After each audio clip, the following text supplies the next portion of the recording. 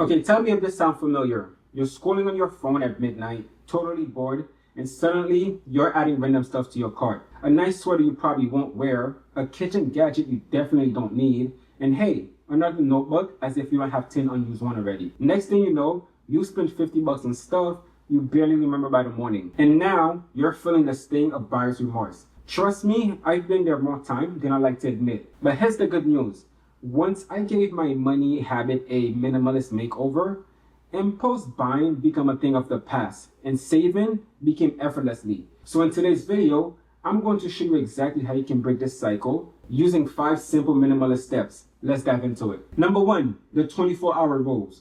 Hit pause before you purchase. Now let's kick things off with something that completely changed the game for me. The 24-hour rule. And no, it's not as intimidating as it sounds, I promise, but here's how it works. Every time you feel like that itch to buy something, whether it's a jacket on sale, a flashy new gadget, or even a late night Amazon find, you put it on hold for 24 hours. Yup, a full day, guys. And when I first heard about this method, I thought, seriously? Wait, a whole day? But here's the surprising part, right?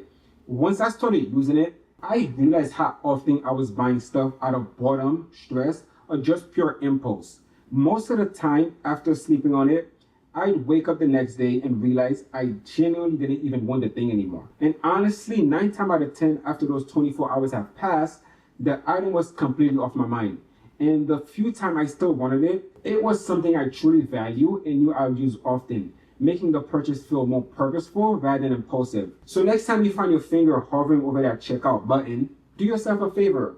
Pause, step away, and come back tomorrow and see if you still feel the same way. Number 2, the why check.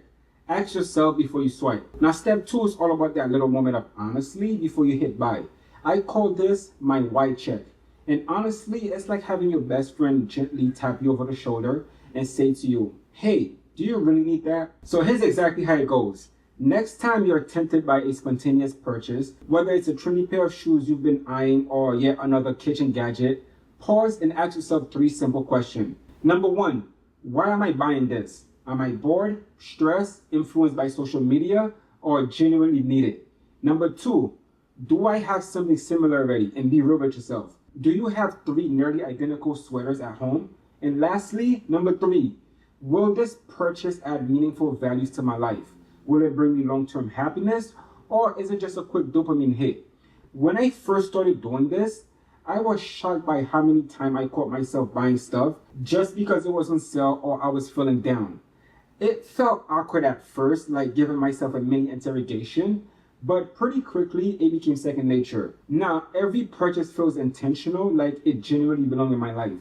So give this a shot, right? The next time you're about to swipe that card, just take a quick second to run through that white check. Trust me, this tiny habit will help you filter out the noise and only let in the things you truly love and need. Number 3, simplify your payment method. Out of sight, out of mind. Now this one was an absolute game changer for me as well, and it's probably one of the simplest hacks ever. Just make spending a little bit less convenient. And here's what I mean.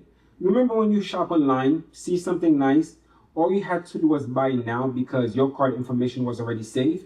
Yeah, that one-click checkout is impulse spending, my friend. I realized one night after yet another late night Amazon haul that it was just way too easy to spend money when my card details were saved everywhere.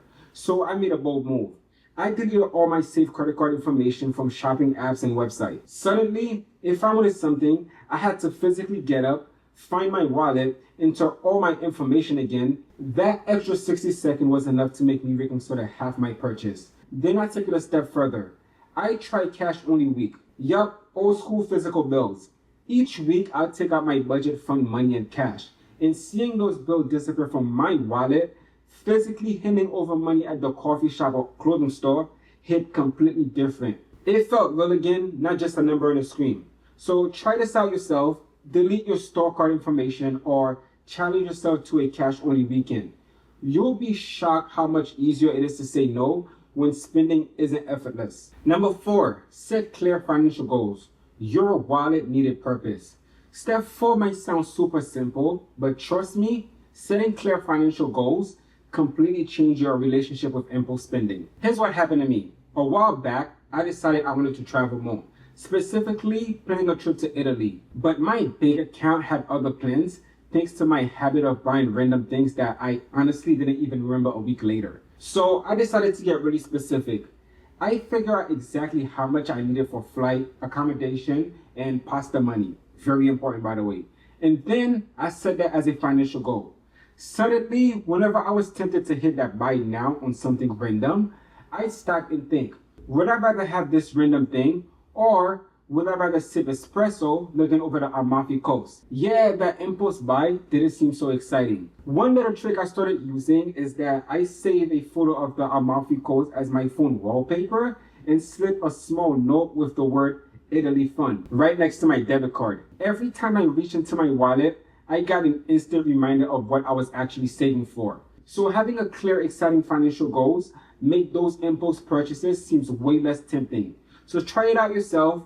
Pick out something you genuinely care about, make it your goal, and keep it front and center. It'll make your spending instantly more intentional. Number 5, regularly declutter to stay mindful. Your monthly reality check. Let's talk about decluttering. Now, this might not seem immediately connected to shopping impulse buy, but trust me, it will change everything. Here's what I do. Once every month or so on, usually on a lazy Sunday afternoon, I take some time to do a quick audit of my stuff.